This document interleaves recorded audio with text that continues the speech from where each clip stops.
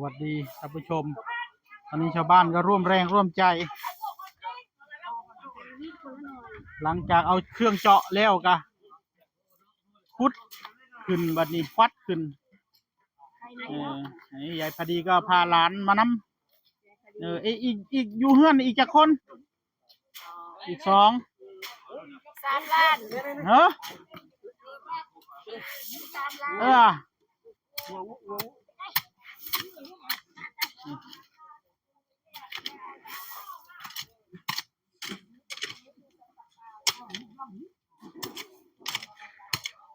ไหลแล้วไกลได้ที่แล้ว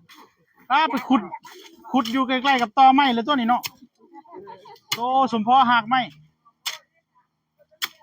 ระยะเผาคนเลยตัวนี้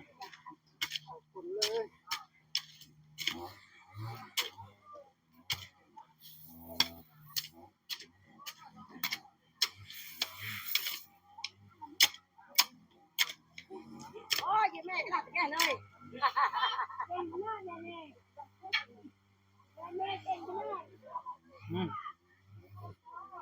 ต้องเร่งกูให้เนาะจะง่ายเนาะ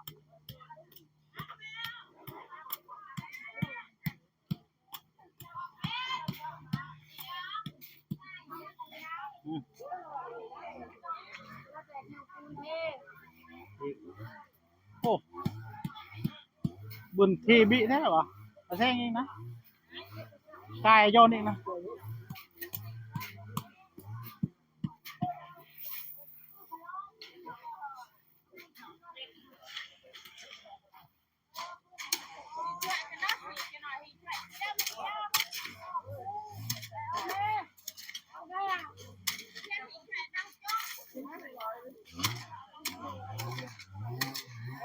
ในขณะเดียวกัน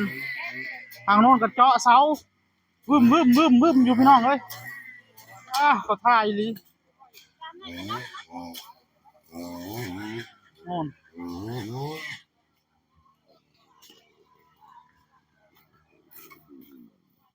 เป็นอะไร เจอหักไหม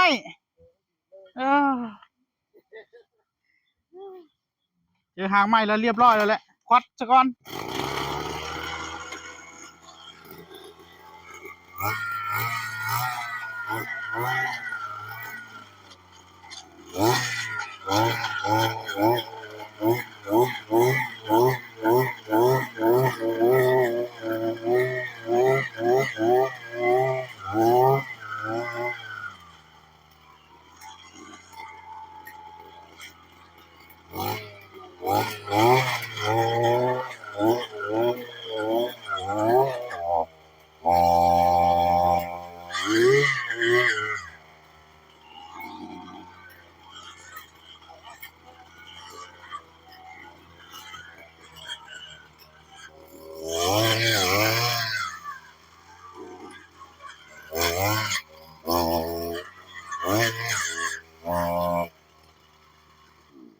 ก็คือ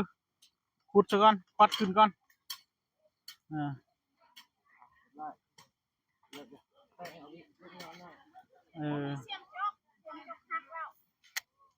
เรียบร้อย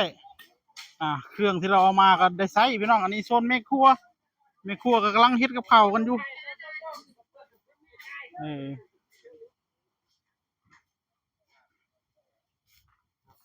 เรียบร้อย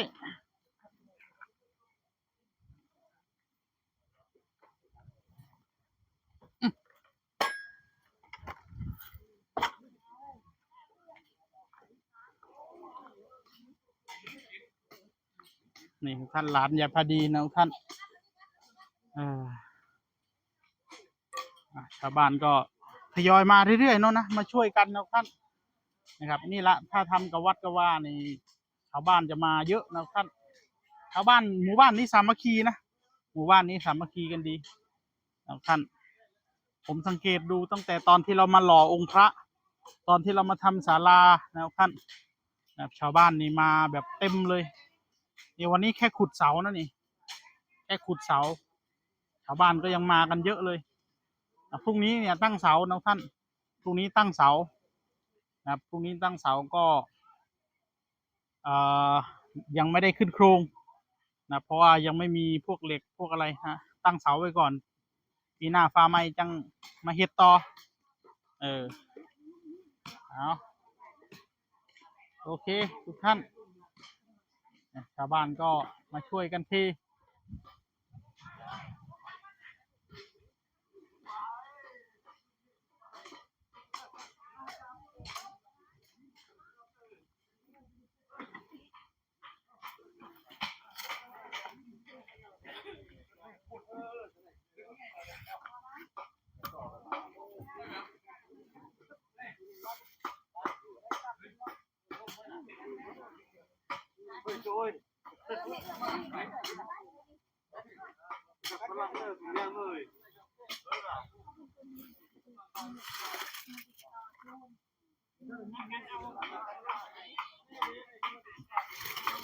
ปาดปูนอยู่ใช่ไหม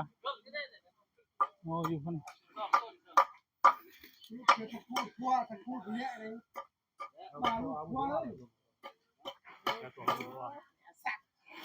ขารับไม่หรอวะ ฮะแมน ลูกไปเดี๋ยวหน่อยนึงเนาะ อีกคู่นึง ยังตำอยู่คู่นึงเต็มเลย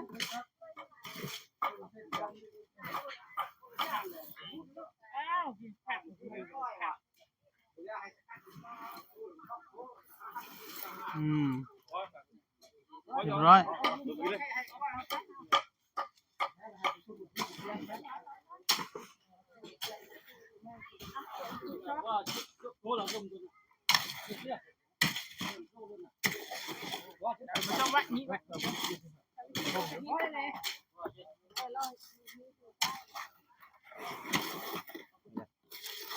เอาไปเอาพ่อ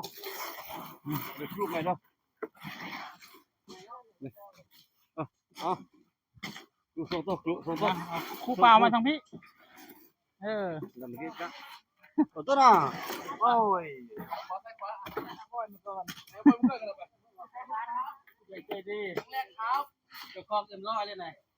เจ้าของ หมดแล้ว เจ้าของโอสถสภาเลยไหนเจ้าของบริษัทเครื่องดื่มนี่ไหน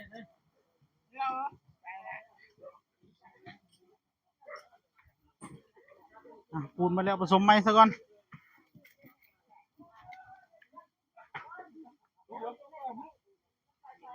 นี่คือพันเทเสาบนนี้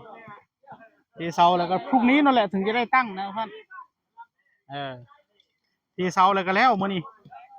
เทเสาอยู่พุ่นน้ำเอาถ้าทำคนเดียวนี่3 มื้อก็บ่แล้วพี่น้องเอ้ยมีหลายคนนะแป๊บเดียวคนละไม้คนละมือ